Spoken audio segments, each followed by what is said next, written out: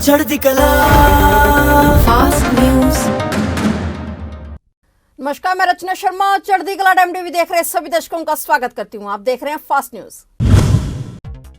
प्रधानमंत्री नरेंद्र मोदी आज blockchain technology का इस्तेमाल करते हुए प्रधानमंत्री राष्ट्रीय बाल पुरस्कार के विजेताओं को डिजिटल सर्टिफिकेट देंगे। पीएम मोदी वीडियो कॉन्फ्रेंसिंग के जरिए विजेताओं के साथ संवाद भी करेंगे। प्रधानमंत्री राष्ट्रीय बाल पुरस्कार भारत में रहने वाले बच्चों को मान्यता के रूप में दिया जाता है। इन पुरस्कारों के तहत नवाचार, खेल, कला और संस्कृति, सामाजिक सेवा, स्कूली क्षेत्र और बहादुरी के क्षेत्र में असाधारण क्षमताओं और उत्कृष्ट उपलब्धियों वाले बच्चों को सम्मानित किया जाता है। बता दें कि इस साल पुरस्कार के लिए 29 बच्चों को चुना गया है। प्रत्येक पुरस्कार विजेता को एक मेडल, 1 लाख रुपए कैश और एक सर्टिफिकेट दिया जाता है।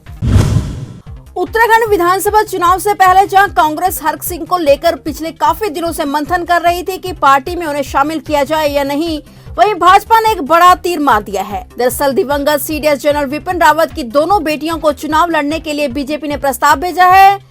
बता दें कि इससे पहले स्वर्गवासी जनरल विपिन रावत के भाई कर्नल विजय रावत ने देहरादून में बीजेपी ज्वाइन की थी, लेकिन वो चुनाव लड़ने से इनकार कर रहे हैं। ऐसे में पार्टी सूत्र बता रहे हैं कि बीजेपी ने अब सीडीएस जनरल विपिन रावत की बेटियों को चुनाव लड़ने का प्रस्ताव भेजा है। पार्टी सूत्रों के मुताबिक पार्टी जनरल रावत की 2 बेटियों में से किसी एक को 2022 विधानसभा चुनाव के लिए उत्तराखंड की किसी सीट से अपना उम्मीदवार बनाना चाहती है। इसके लिए बेटियों की हामी का इंतजार है। सूत्रों के मुताबिक दिवंगत जनरल विपिन रावत की बेटियां अगर हामी भरती हैं तो वे बीजेपी की तरफ से देहरादून की डोईवाला या कोटद्वार सीट से चुनाव मैदान में उतर सकती हैं। इन दोनों ही सीटों पर बीजेपी ने अपने उम्मीदवारों के नामों का अभी तक ऐलान नहीं किया है।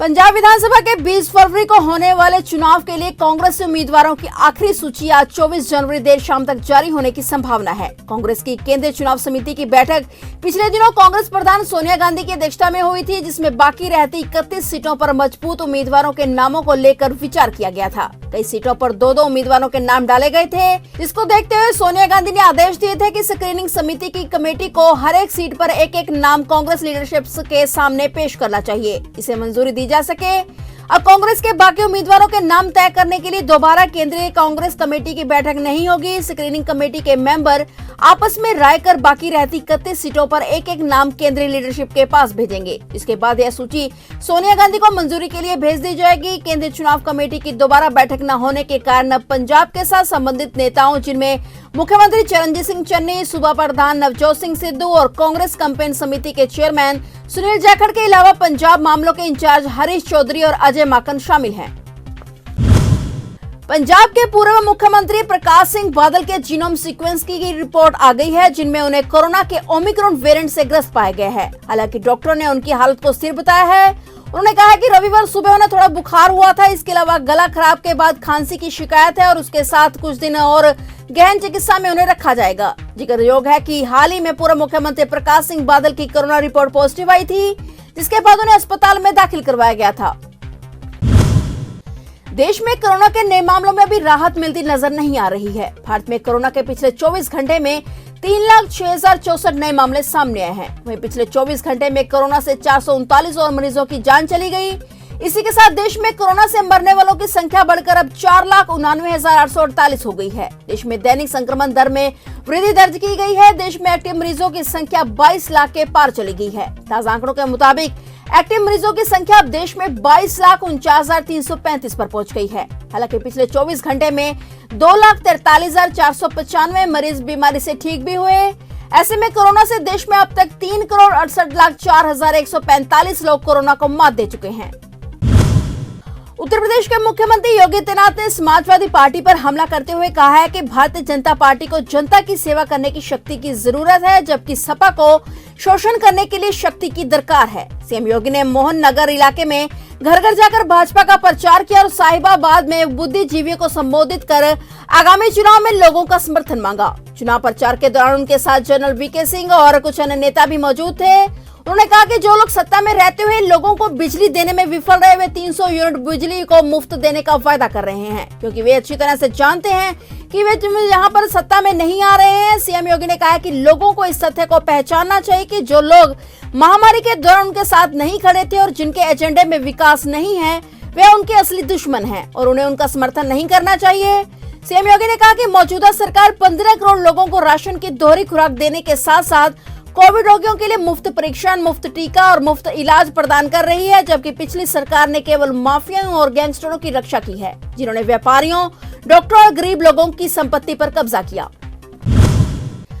अमेरिका ने यूक्रेन के साथ लगे रूस की सीमा पर तनाव के बीच अपने नागरिकों को रूस की यात्रा नहीं करने की सलाह दी है। इस संबंध में अमेरिका के विदेश मंत्रालय ने परामर्श जारी किया है। वहीं रूस और यूक्रेन के बीच बढ़ते तनाव व जंग के हालात के मद्देनजर अमेरिकी विदेश विभाग ने दोनों देशों स्थित अमेरिकी दूतावास से पात्र परिवारों को इन देशों को छोड़ने का आदेश दिया है। अमेरिकी विदेश मंत्रालय ने कहा है कि रूसी सैन्य कार्रवाई के निरंतर खतरे के कारण यूक्रेन और रूस के अमेरिकी दूतावास से पात्र परिवारों को वापस बुलाने का आदेश दिया गया है। अमेरिकी विदेश मंत्रालय ने कहा है कि चेतावनी दी जाती है कि रूस और यूक्रेन की सीमा पर स्थिति तनावपूर्ण है और तनावपूर्ण स्थिति के मद्देनजर अमेरिकी नागरिकों को इस क्षेत्र के माध्यम से रूस से यूक्रेन की यात्रा नहीं करने की सलाह दी जाती है। कानपुर और कन्नौज के बहुचर्चित कारोबारी पीयूष जैन पर शिकंजा कसने के बाद आयकर विभाग की अब पुराने लखनऊ के एक बड़े सुपारी व्यापारी के ठिकानों पर छापेमारी चल रही है। यहाँ रकाबगंज इलाके में नरेंद्र अग्रवाल के घर पर शनिवार देर रात से आयकर विभाग की टीम मौजूद है। अग्रवाल इलाके के बड़े सुपारी व्यापारी बताए जाते हैं। प्राप्त जानकारी के मुताबिक अग्रवाल के ठिकानों से अब तक करीब 3 करोड़ से अधिक की रकम जब्त की जा चुकी है। आयकर विभाग की टीम ने बीते शनिवार को यहाँ रकाबगंज के रुकमनी धर्मशाला के पास रहने वाले अग्रवाल के घर और दुकान पर छापेमारी शुरू की थी, जो अब तक जारी है।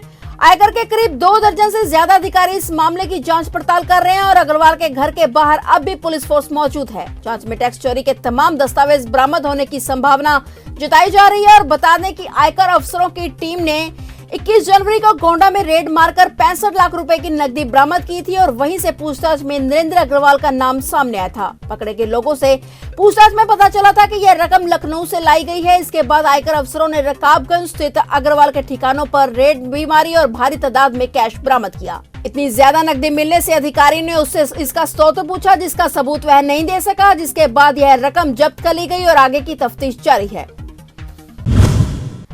भारत मौसम विज्ञान विभाग के मुताबिक शनिवार देर रात हुई बारिश के बाद इस साल जनवरी में दिल्ली में कुल 88.2 मिलीमीटर वर्षा दर्ज की गई है, जो 1901 के बाद से इस महीने में हुए सबसे अधिक बारिश है। इसी के साथ मौसम विभाग ने सोमवार से यानी कि आज से येलो अलर्ट जारी करते हुए हफ्ते भर तक कड़ाके की ठंड पड़ने की संभावना जताई है। हालांकि इस बीच राजधानी को बारिश से राहत मिलेगी, लेकिन सुबह शाम कोहरा छाया रहेगा। वहीं पश्चिमी विक्षोभ के कारण पूरे भारत में ठंड का कहर जारी है, जिसके चलते पंजाब, हरियाणा, उत्तर प्रदेश आदि कई राज्यों में लगातार हो रही बारिश ने लोगों की कंपन को बढ़ा दिया है।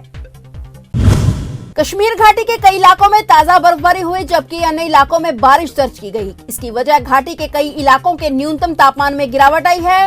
वहीं ताजा हिमपात बारिश की वजह से श्रीनगर जम्मू राजमार्ग बंद हो गया है और खराब मौसम की वजह से वैष्णो देवी धाम के लिए परिचालित हेलीकॉप्टर सेवा स्थगित कर दी गई है। अधिकारियों ने बताया कि घाटी के कई इलाकों में, खासतौर पर दक्षिण इलाके में रात के दौरान फिर हिमपात हुआ। प्रशासन ने कर्मचारियों और मशीनों को सड़कों से बर्फ हटाने के काम पर लगाया है। अधिकारियों ने बताया कि श्रीनगर सहित घाटी के अन्य इलाकों में बारिश होने की खबर है। बता दें कि मौसम कार्यालय ने पूर्वानुमान लगाया है कि अगले 2 दिनों तक छिटपुट स्थानों पर बारिश या फिर बर्फबारी की संभावना है। बारिश और बर्फबारी से भूस्खलन होने के कारण जम्मू को श्रीनगर से जोड़ने वाले 270 किलोमीटर लंबे राष्ट्रीय राजमार्ग को यातायात के लिए बंद कर दिया गया है। उन्होंने बताया कि रास्ता बंद होने की वजह से चंद्रकोटे और रामसू के बीच करीब 1000 ट्रक फंस गए हैं और प्रशासन द्वारा इस सड़क को यातायात के लिए खोलने का प्रयास किया जा रहा है।